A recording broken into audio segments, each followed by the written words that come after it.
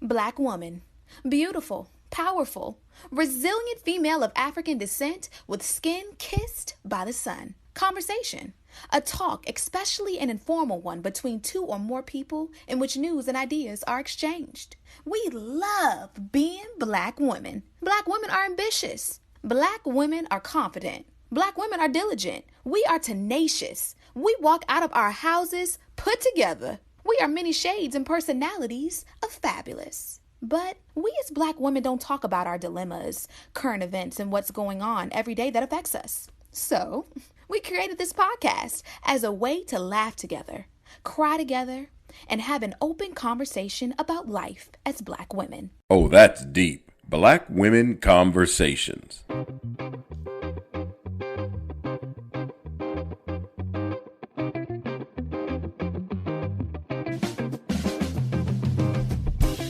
Hey, Nicole. Hey, Janine. How are you? I'm fantastic. The question is, birthday girl, how are you? I feel old. And I feel old not because my body feels old, but I feel old because I think that I've slept more recently than I've slept in probably the past 20 years. So I'm hoping that it's just because I had a chance to relax and it's not because I'm getting old people sleep patterns, but just kind of made me feel a little old. But I'm very appreciative to be in another year. Regardless of the pandemic, I made it and some people did not. So I'm very, very grateful. That is so true. And you know what? My mom always told me, like after I turned 30, there was a couple things she told me. One, Nicole, start wearing makeup. You're getting older and you need to wear makeup. I love You're it. not a child anymore. You need to wear makeup. And two, you need your beauty sleep. So now we have to have our beauty sleep. We don't want to get wrinkles. Oh, that's a very positive way of looking at it, Nicole. I appreciate that. So I need to wear more makeup and get beauty sleep.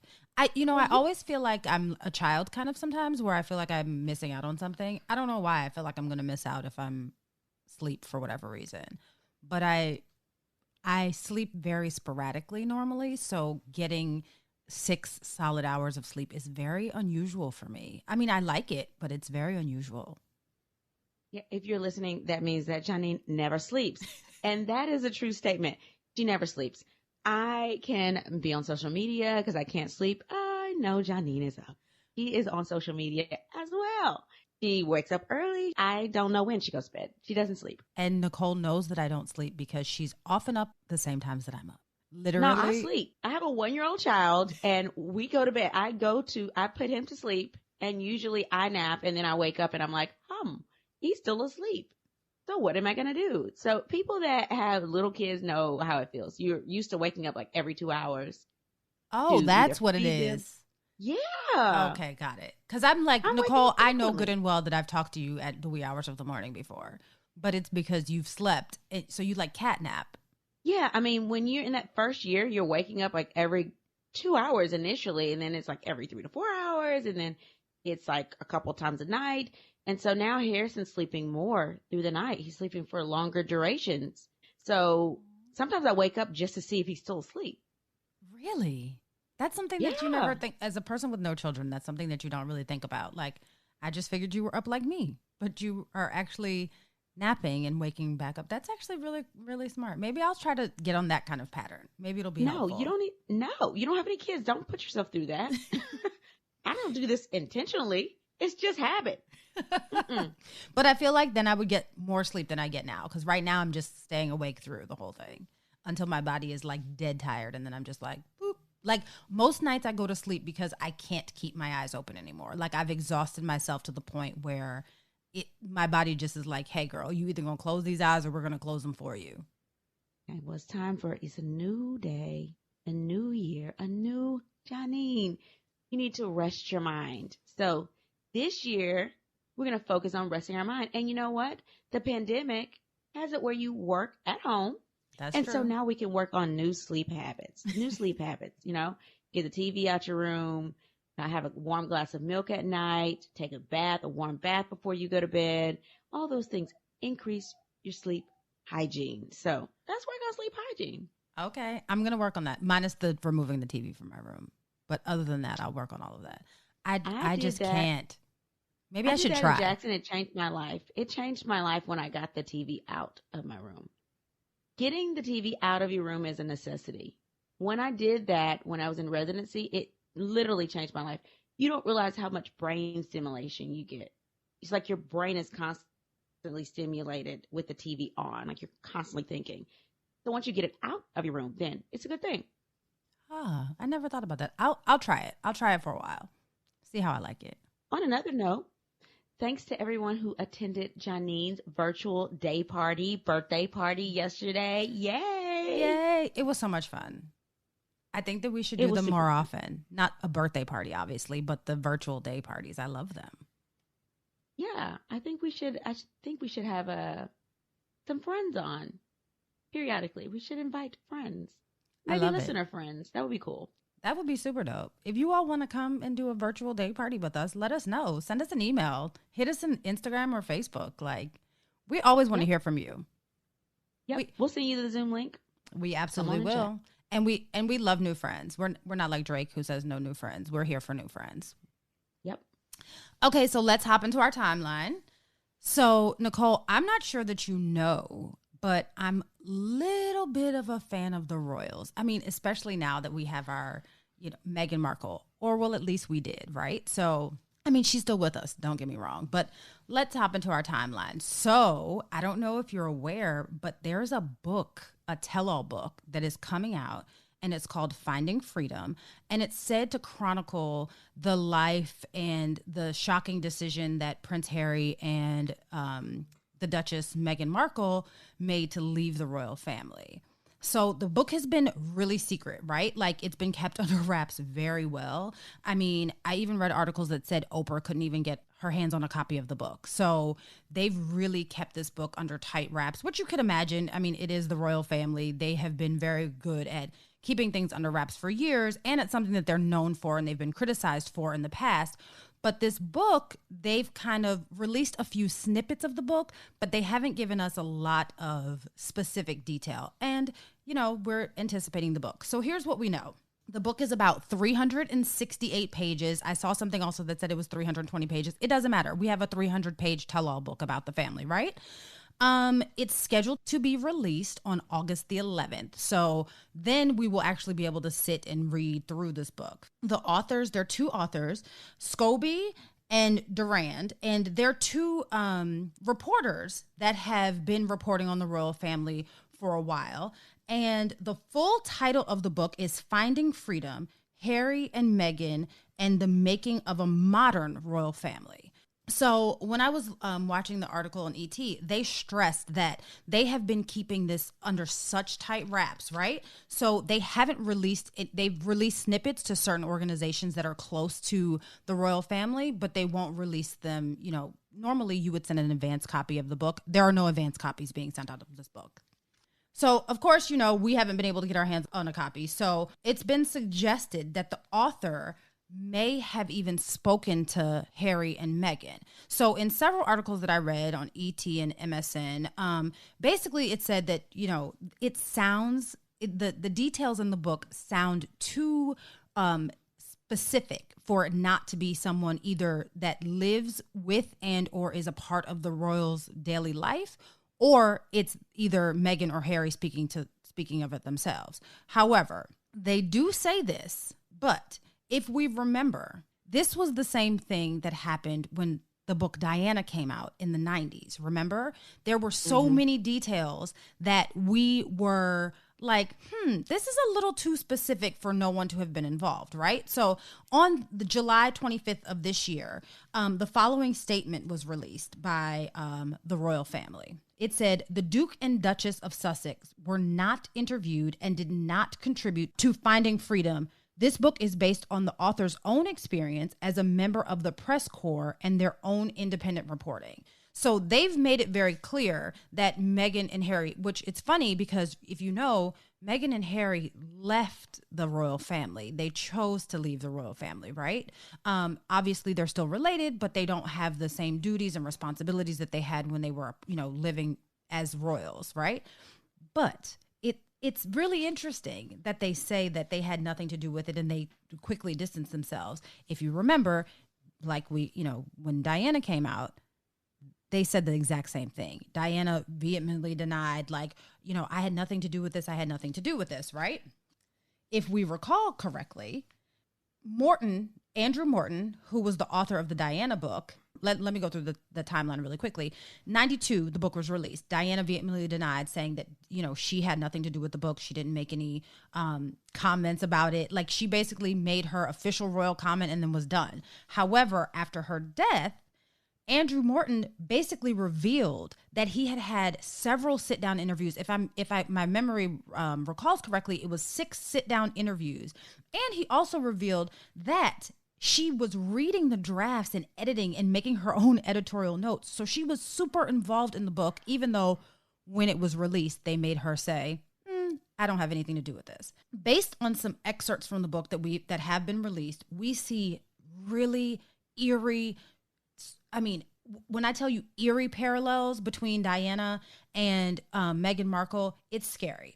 So here are some parallels, right? So both the Princess of Wales and the Duchess of Sussex felt like their contributions to the royal family were overlooked and not acknowledged, right? So they felt like they were constantly being criticized for needing to do more and being more active. They also feel like they've been criticized for being like showgirls, right? It's reported that Prince Harry's brother said that, basically called Meghan Markle his showgirl. We are going to leave that there. It's degrading. It's super degrading. It's a whole nother level of degrading because Meghan Markle is African American.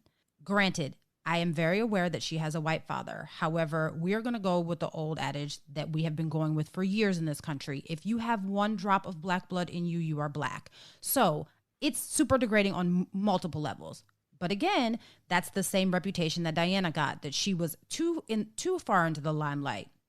So that's, one parallel. Another parallel is that they were completely misunderstood. Both ladies have been reported to say that they were misunderstood by people that are close to the royals. And not for nothing, the biggest parallel is that they both secretly wrote tell-all books, right? So like they both are in a position where they can't really be open and honest about what's going on in their lives. They feel like they're trapped, and they decided to secretly write tell-all books. So let me tell you.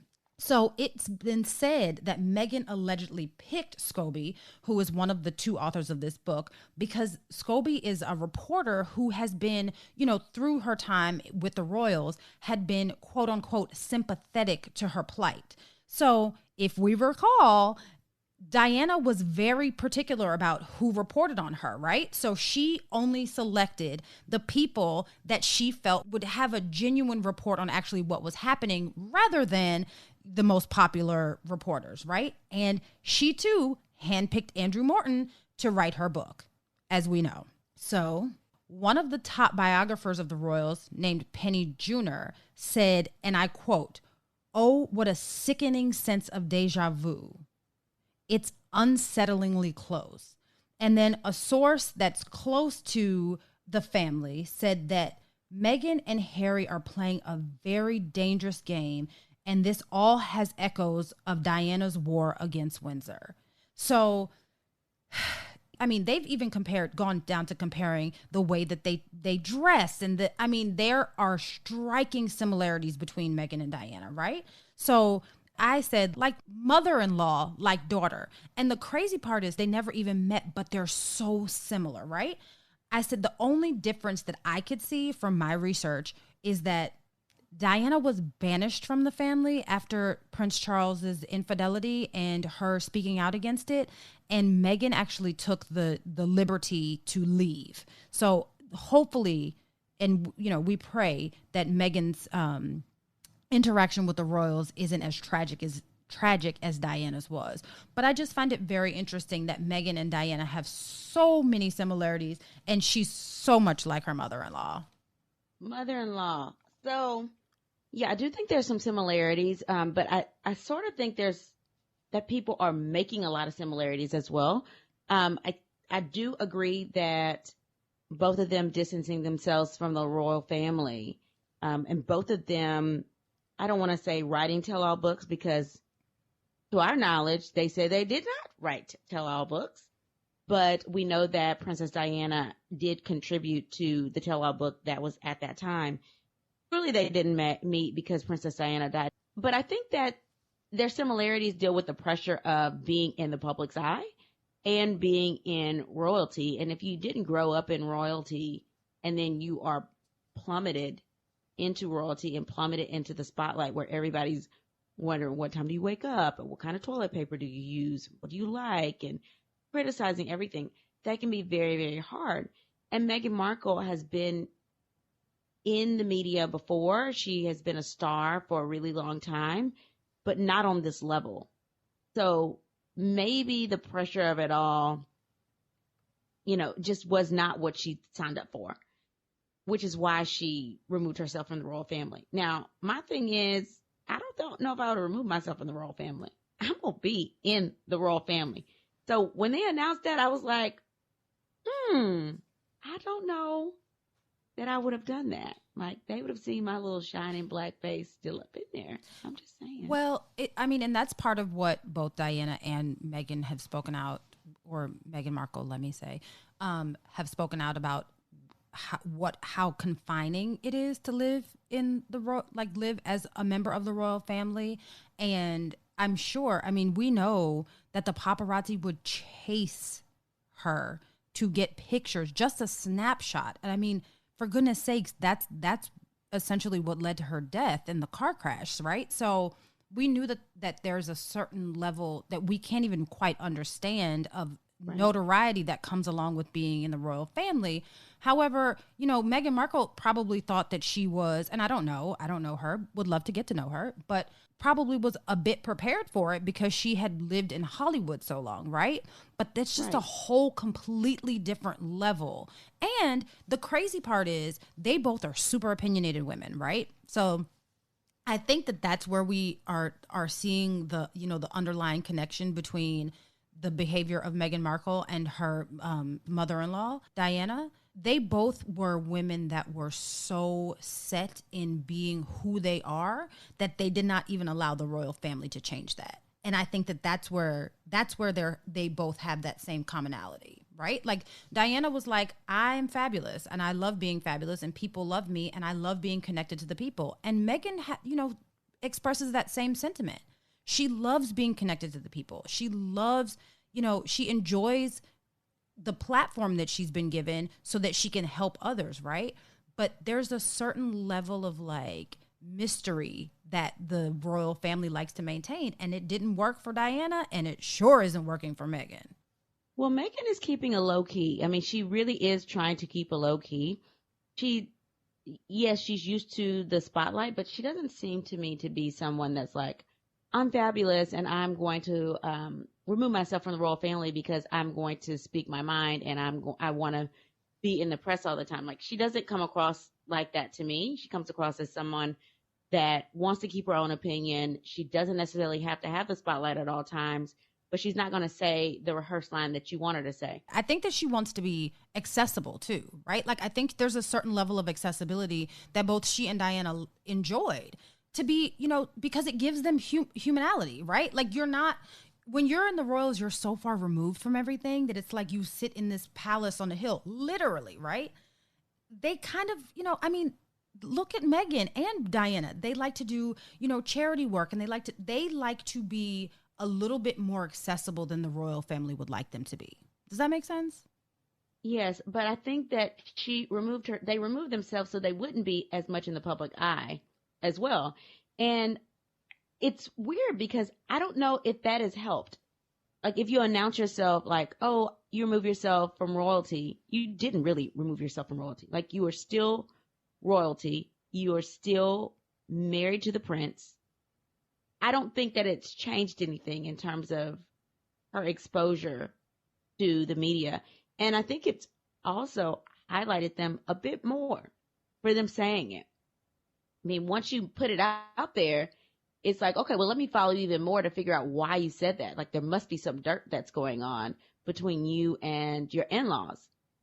In my opinion, I think that this may have backfired and put even more pressure on them than if they would have just been like, okay, I'm going to remove myself and try to not attend all of the family festivities. I agree. But one of the things I think that you're very correct about is it's created more attention for them, because I did read an article that said that they've had to sue the paparazzi for taking pictures of their son. So I think that, there's a lot to do with this, but I think that we've seen the most information about the royal family and how imperfect it might be from mother-in-law Diana and daughter-in-law Meghan Markle. Let's talk about mother-in-law relationships. Uh-oh.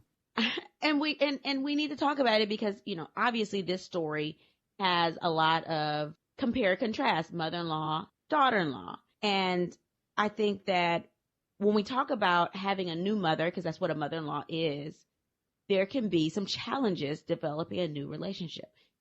I'm going to preface this and say, I love my mother-in-law. She's amazing. And she's actually the only person I talk to about my husband, because like I said on the virtual party yesterday, can't talk to my own mother, because once my mother has in her mind, oh, you heard my daughter, she will write you off forever. It's like you should not tell your family all of your dirt in your marriage. But I do talk to my mother-in-law because I know that she will love my husband unconditionally. She birthed him. So since she gave birth to him, she will love him, and I can talk to her about him because she knows him more than anybody else in the world. So I appreciate my mother-in-law for that. But I do know that a lot of people don't have that same relationship with their mother-in-law. Very true. I have a great mother-in-law, right?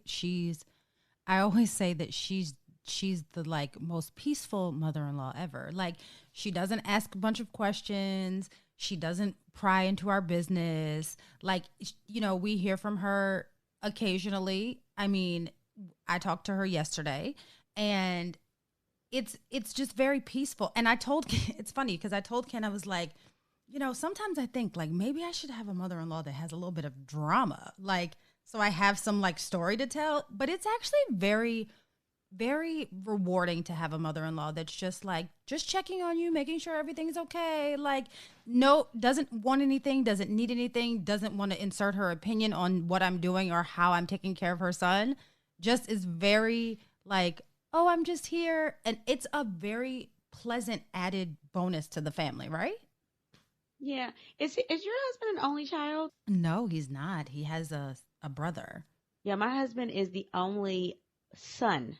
Oh. So he has 3 sisters. So my mother-in-law, daughter-in-law, our relationship is great.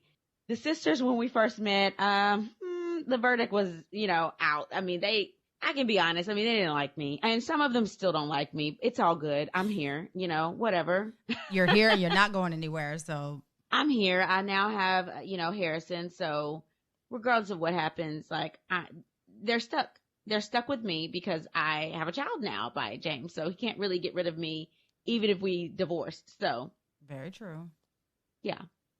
So I think that, a lot of people have issues with their in-laws, but I wonder about how many of those issues stem because people don't know how to keep their mouths shut. Like you just said, you are very particular about the way that you talk to your mother-in-law. Like you're specific. You're like, I talk to my mother-in-law about my husband, right? Like I don't talk to my own family about my husband because when your family forgives people, when you forgive people, your family doesn't necessarily forgive them. I wonder how many in-law relationships could be improved if we sometimes just filtered the information that we shared about our relationships. Yeah, I think that it's your job when you're married to somebody. So it's my husband's job to present me in the best light possible to his family and wrap me in a bow and say, here, this is the new family member. And it's my job to do the same for him. So I'm presenting him in a positive light to my family, wrapping him in a bow and saying, hey, here's our shiny new, family member. And right. So they can get to know him and think about him on a positive light. And I think when you don't represent your spouse or significant other positively to your family, of course they're going to be judgmental. If you allow them to sort of I'll let you be the judge. Well, if for some reason your significant other is nervous around your family, I mean, that's not putting the best life possible. So I think it's each other's job to make sure our family appreciates our significant other, and they can form their own opinion going forward after that, after the presentation. Can I tell you something really quickly? So Sure. I have this story about when I first met my mother-in-law, but this is obviously before we got married. So I had so much anxiety about meeting my future mother-in-law, right? Like Ken and I weren't engaged. I was literally just meeting his mom for the first time. And I'm like, I mean, everything went through my mind. I was on pins and needles, and I didn't know why. Because at this point, Ken and I were not even really talking about marriage. We just were like, hey, like he was like, I just want you to meet my mom. I'm like, okay. So I am like, when I tell you, like, I was using the bathroom every 5 minutes, like my stomach was in knots, like I don't know why, right? And I told my husband, I said, well, this is obviously before we were married, and I was like, tell your mom, do not ask me if I know how to cook. And he was like, what?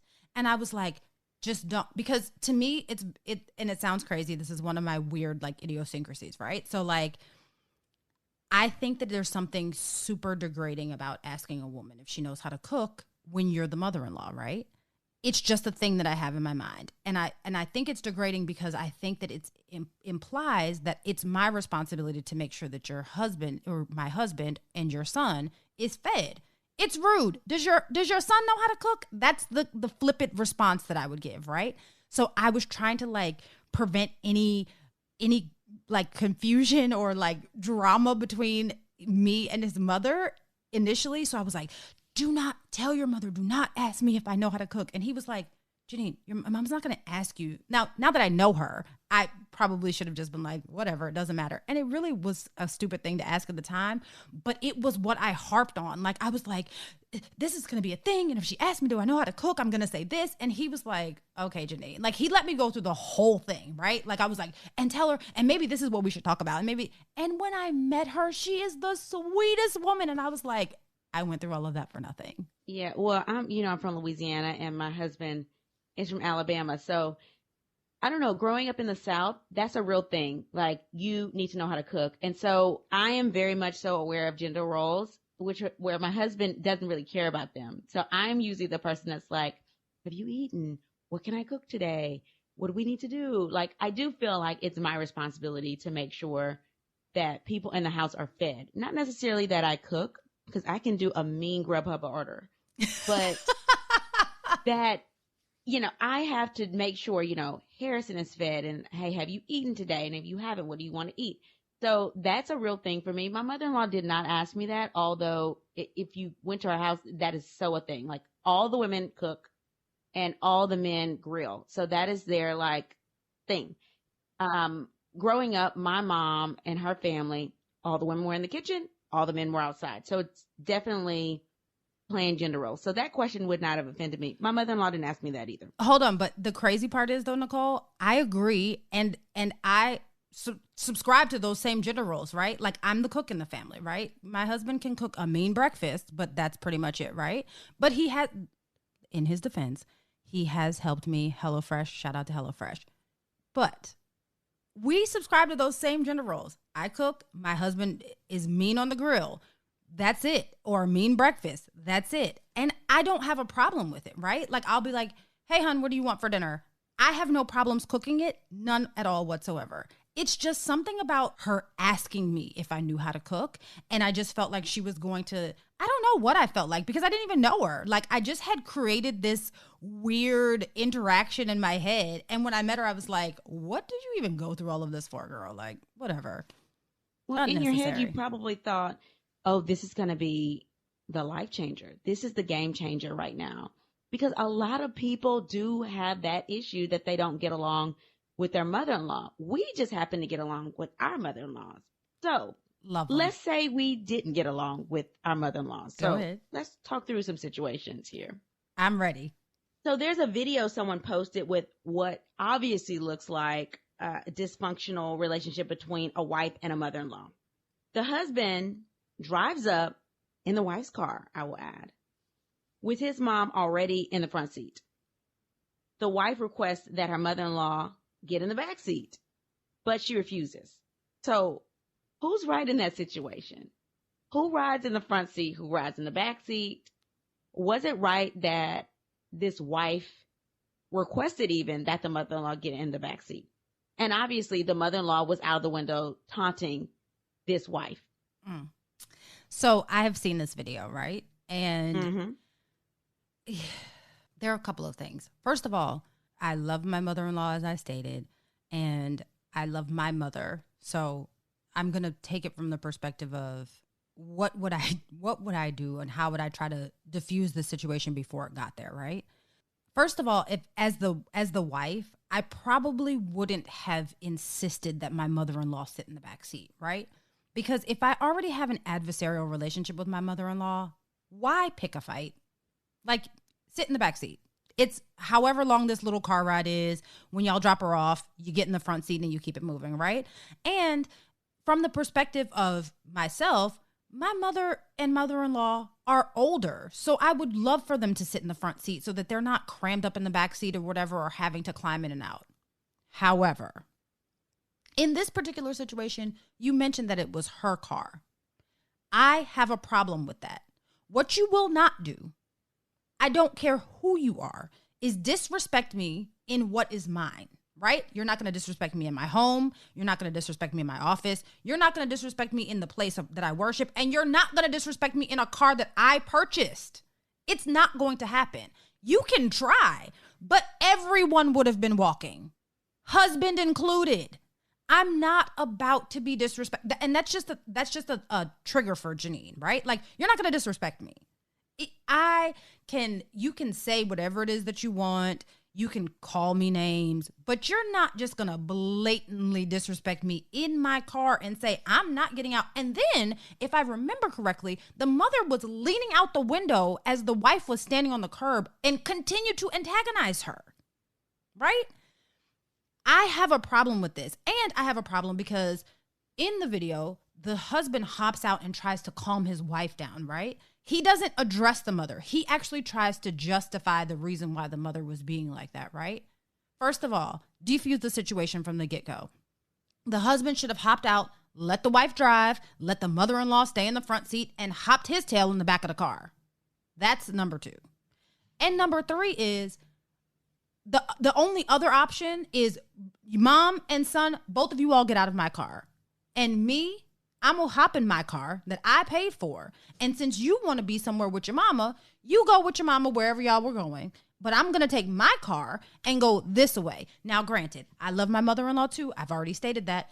This would never happen in that situation. I would let my mother-in-law sit in the front seat. I would not have even asked her to move. However, if she was disrespectful to me, all bets are off. If my relationship with my mother was adversarial, my mother-in-law was adversarial, I want no parts. And I have a hard time believing that husband didn't already know that his mother and his wife had an adversarial relationship. So the fact that he put his wife in that particular situation, knowing that it could have potentially been a problem, I blame the husband. Husband gets blamed all the way around here. All the way around. He doesn't know how to manage up to his mama, and he doesn't know how to manage up to his wife. So it's his fault. That's a relationship that he should have been able to manage.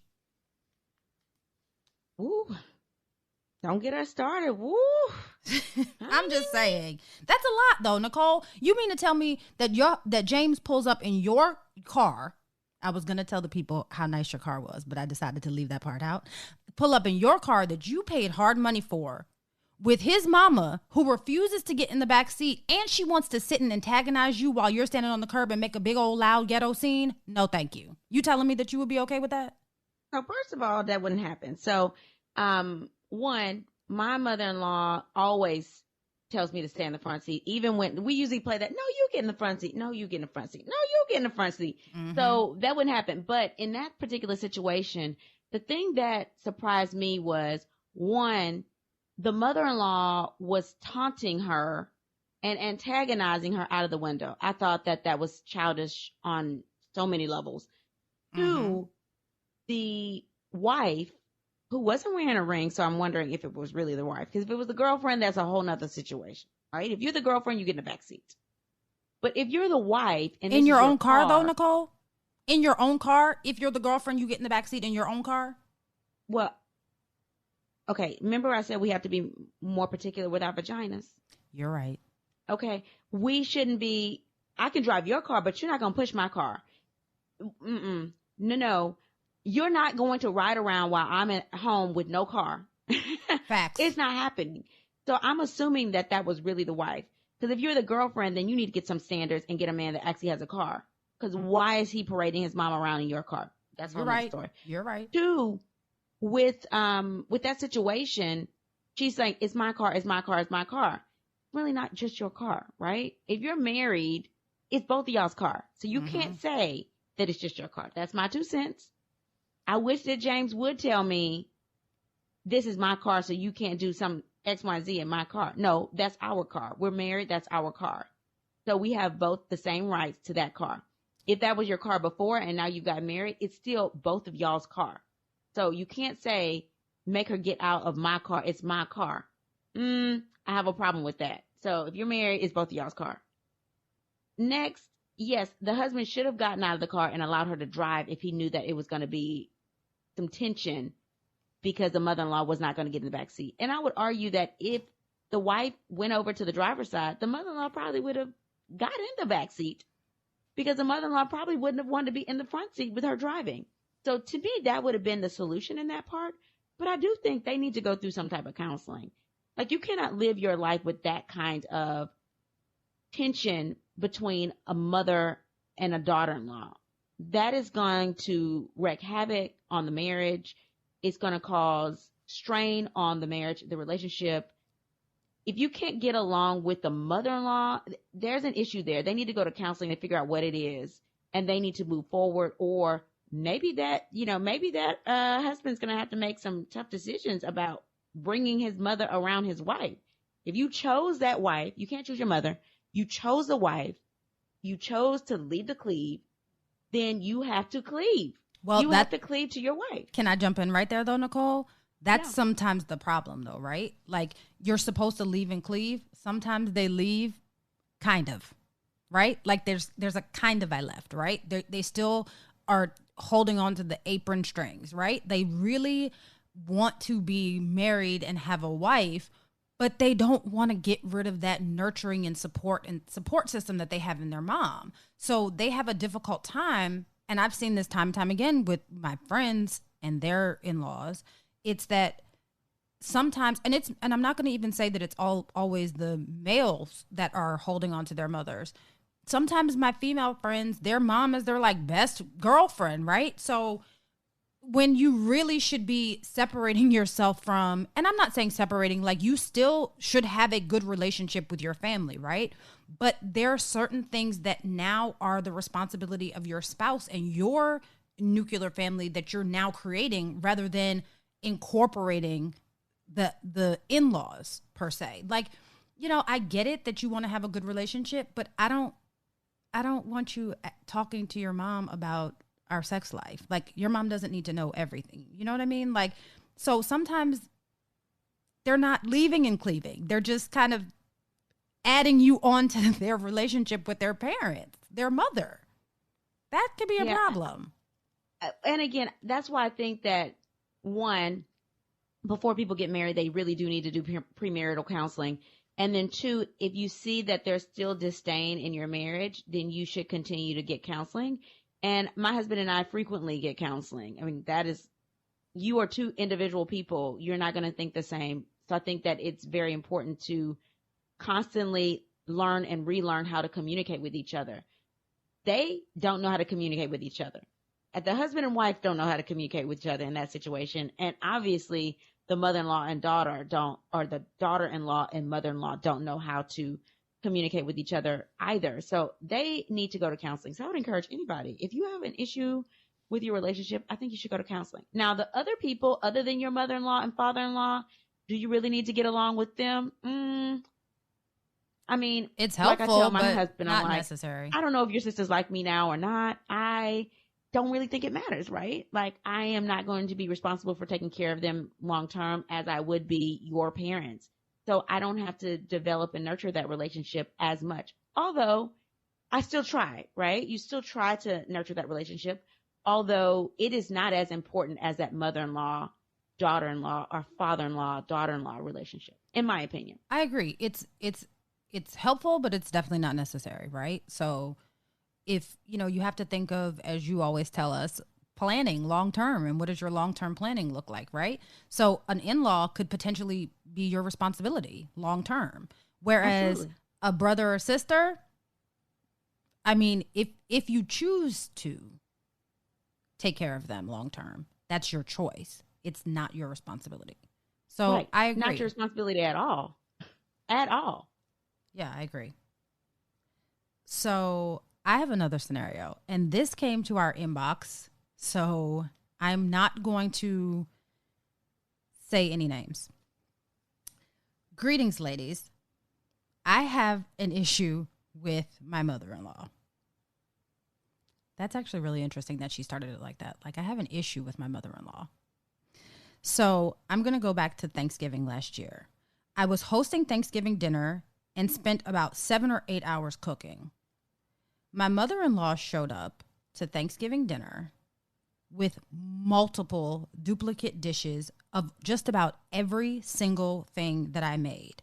Now, let me tell you, we sat down for hours and went over the list and made a list for her, a list for me, and a list for my sister-in-law. My sister-in-law and I made the things that were on our list. However, my mother-in-law made every single dish that she was supposed to make, as well as every dish that I was supposed to make. I kept my cool, but when I made a comment and said, "Oh, wow, we do have quite a lot of food," she said, "Well, we don't really need to put your food out. You can just save it and put it in the freezer." I don't know whether I should feel disrespected or this is just her way of taking care of our family. Please help. Signed, Stacy. Okay, Stacy, we got to know our strengths, right? Everybody doesn't have the same strengths. So for me, I can bake probably better than I can cook. So I know that cooking may not be my strength. Now, my husband eats what I cook, probably because he doesn't want to offend me, and two, probably because he wants to eat, because he's not going to cook. But when it comes down to big family gatherings, I think that we have to really look at ourselves. So if she's been in this relationship a long time, she's brought dishes to family gatherings. Has your dish disappeared? Meaning, do people actually eat the food that you put down?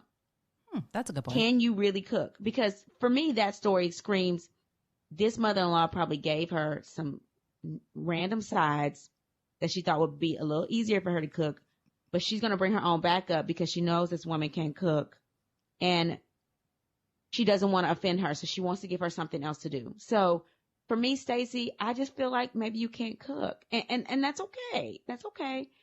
You probably have the best decorated home. You probably had, pumpkins out for Thanksgiving and a whole bunch of Christmas lights and Christmas trees for Christmas. You are the decor queen.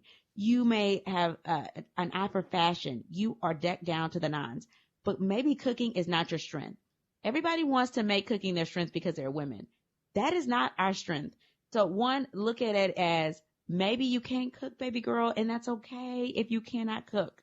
But if you can cook and you think the mother-in-law is just trying to offend you, then pull it to the side. I wouldn't say anything in public in that situation.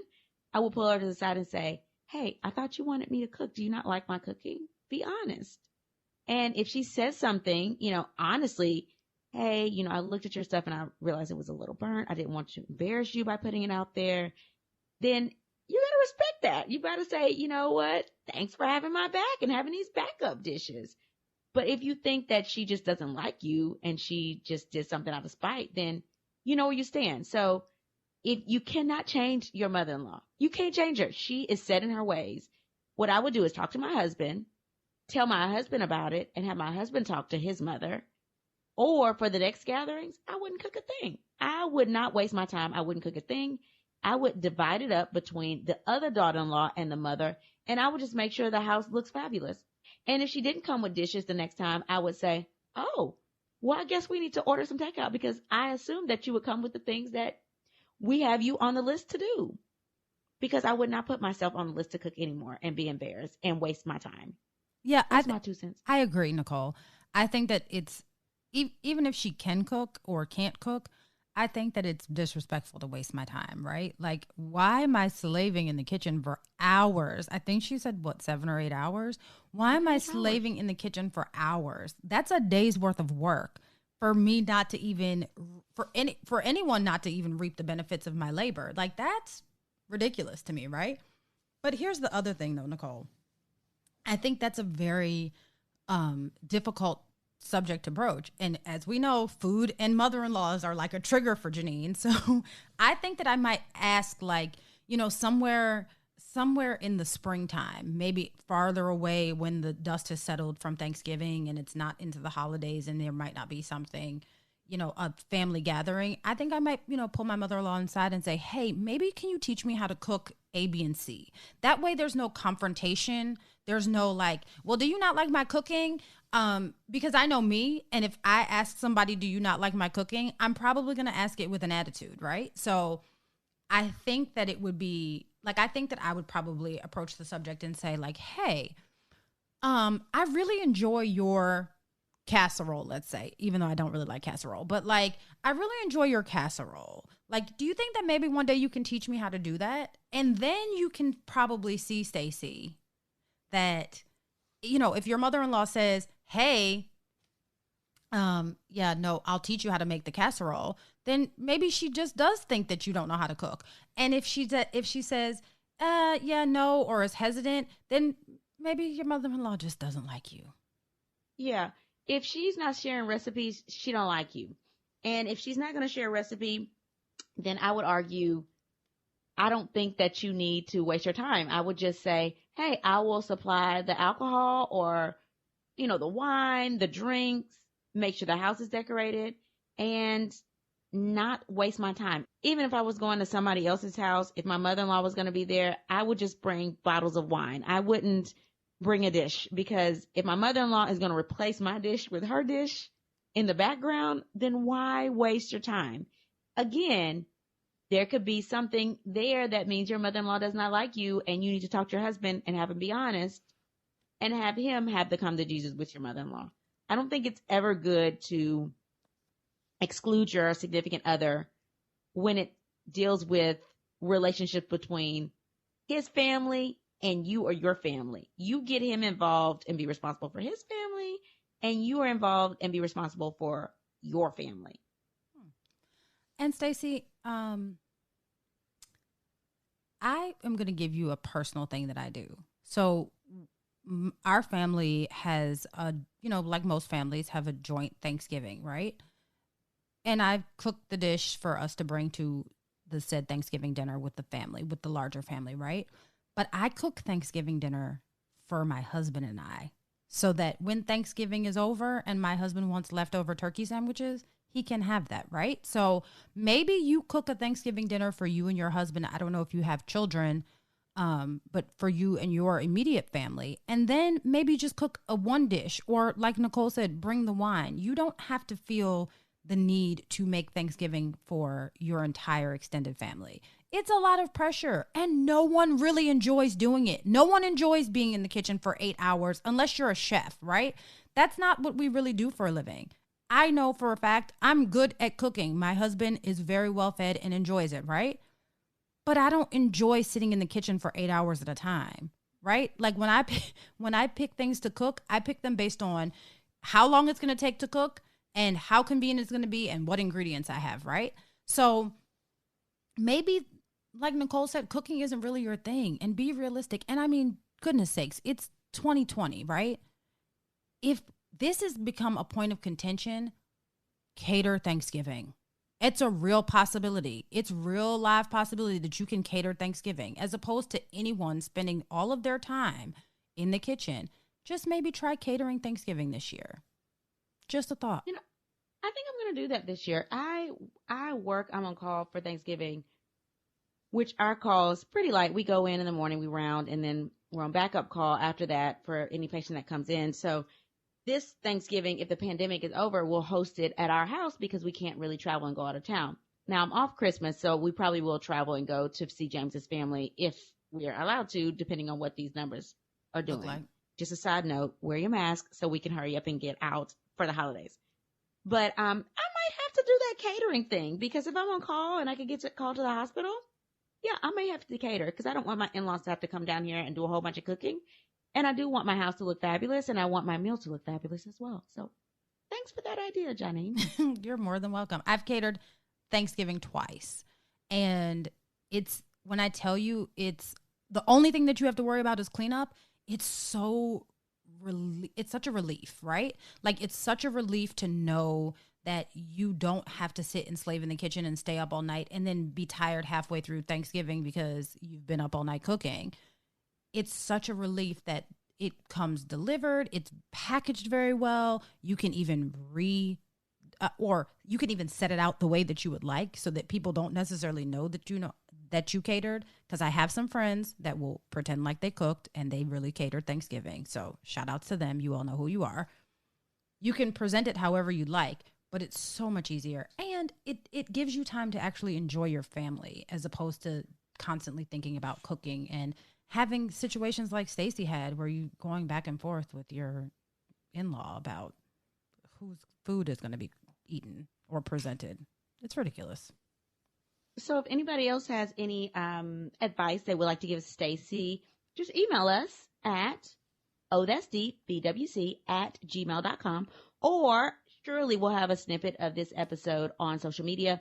Drop a line or two on our social media pages at that'sdeepbwc, and that is on Instagram as well as Facebook. So now that I've learned that new, Janine, what else did you learn new this week?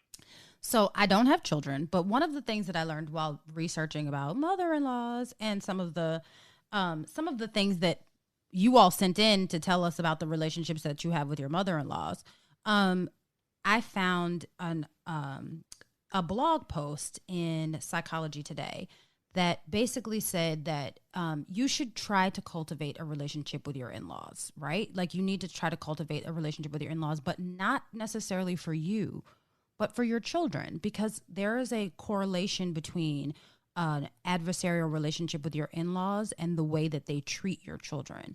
So, I mean, it seems pretty obvious, but, you know, oftentimes we don't think about how our relationship with people can affect others. So it's something to think about. You know, if you have children, or even if you know, your spouse, even if you have an adversarial relationship with your in-laws, it can then cause problems with not only your marriage, but the way that your children are being treated. So be mindful of that. That's what I learned this week.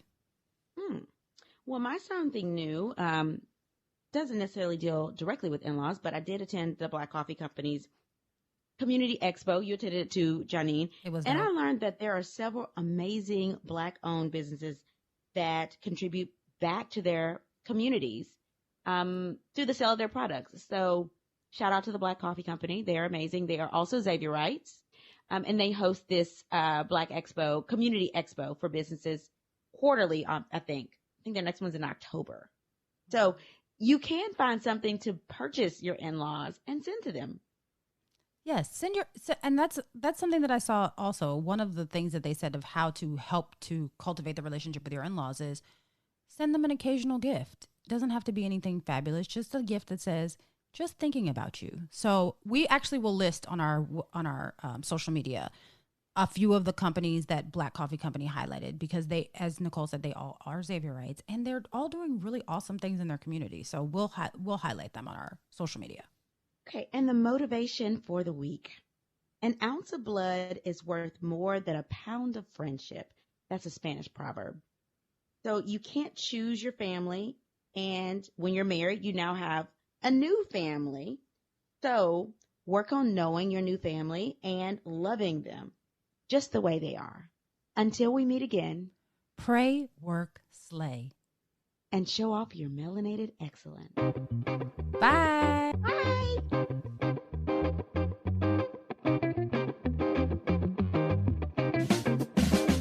Oh, That's Deep. Black Women Conversations is produced and hosted by Nicole Lee Plenty and Janine Brunson Johnson.